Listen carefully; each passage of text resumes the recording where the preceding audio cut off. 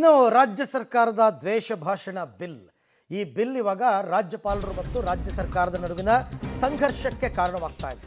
ಮತ್ತೆ ಸರ್ಕಾರ ವರ್ಸಸ್ ರಾಜ್ಯಪಾಲರ ನಡುವೆ ಸಂಘರ್ಷ.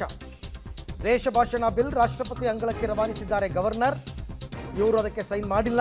ಬೆಳಗಾವಿ ಅಧಿವೇಶನದಲ್ಲಿ ಪಾಸ್ ಆಗಿದ್ದ ಬಿಲ್ಗೆ ರಾಜ್ಯಪಾಲರು ಕೊಕ್ಕೆ ಹಾಕಿದ್ದಾರೆ.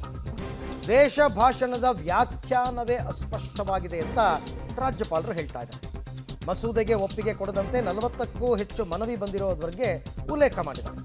ರಾಷ್ಟ್ರಪತಿಗೆ ವರ್ಗಾವಣೆ ಮಾಡೋದಕ್ಕೆ 29 ಕಾರಣವನ್ನು ರಾಜ್ಯಪಾಲರು ಕೊಟ್ಟಿದ್ದಾರೆ. ದ್ವೇಷ ಭಾಷಣ ಮಾಡಬಾರದು ಅಂತ ಸಚಿವ ಸಂತೋಷ್ ಲಾಡ್, ಒಂದು ಸಮುದಾಯದ ಬಗ್ಗೆ ಮಾತಾಡೋದು ಸರಿಯಲ್ಲ ಅಂತ ಸಚಿವರ ಹೇಳಿಕೆ. ಕೋರ್ಟ್ಗೆ ಹೋಗ್ತೀವಿ ಅಂತ ಬಿಜೆಪಿ ಶಾಸಕ CK ರಾಮಮೂರ್ತಿ ಹೋಗ್ಬೋದು, ಅವರಿಗೆಲ್ಲ ರೈಟ್ಸ್ ಇದೆ.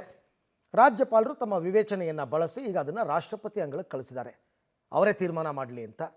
ಸೊ ಹಾಗಾಗಿ ಅದು ಸಂಘರ್ಷ ಮುಂದುವರಿಯುತ್ತೆ. ಫ್ರೀಡಮ್ ಅಂದ್ರೆ ಏನ್ರಿ? ಫ್ರೀಡಮ್ ಆಫ್ ಸ್ಪೀಚ್ ಅಂತಂದ್ರೆ ಏನು?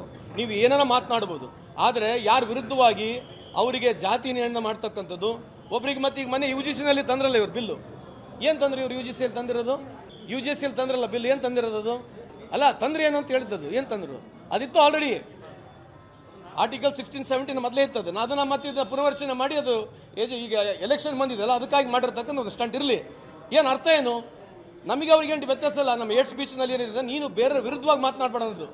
ನೀನು ವಿರುದ್ಧವಾಗಿ ಮಾತನಾಡ್ತಕ್ಕಂಥದ್ದು, ವೈಯಕ್ತಿಕವಾಗಿ ಮಾತನಾಡ್ತಕ್ಕಂಥದ್ದು ಹೇಟ್ ಸ್ಪೀಚ್ ಮಾಡಬಾರ್ದು ಅಂತಕ್ಕಂಥದ್ದು ಬಿಲ್ ಇದೆ. ನೀನು ಯಾರು ವಿರುದ್ಧವಾಗಿ ಹೇಟ್ ಮಾಡಲ್ಲ ಅಂತ ನಿನಗೇನು ತೊಂದರೆ ಇದೆ?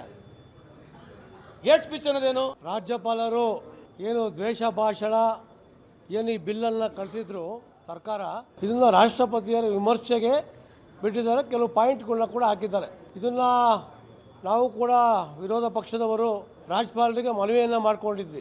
ಏನು ಒಪ್ಪಿಗೆ ಇಲ್ಲದಲೇ ಏಕಾಏಕಿ ತುರಾತುರಿಯಿಂದ ಈ ಬಿಲ್ಲನ್ನು 2 ಸದನದಲ್ಲೂ ಕೂಡ ಪಾಸ್ ಮಾಡ್ಕೊಂಡು ತಗೊಂಡೋಗಿರೋದು ಯಾವುದೇ ಕಾರಣಕ್ಕೂ ಇದು ಸರಿಯಲ್ಲ.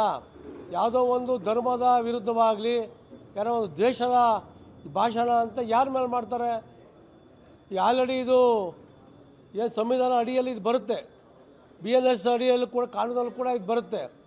ಆದರೂ ಕೂಡ ಹೊಸದಾಗಿ ಇದನ್ನು ತಗೊಂಡ್ಬಂದು ಯಾವುದೋ ವ್ಯಕ್ತಿ ವಿರುದ್ಧ ಆಗಲಿ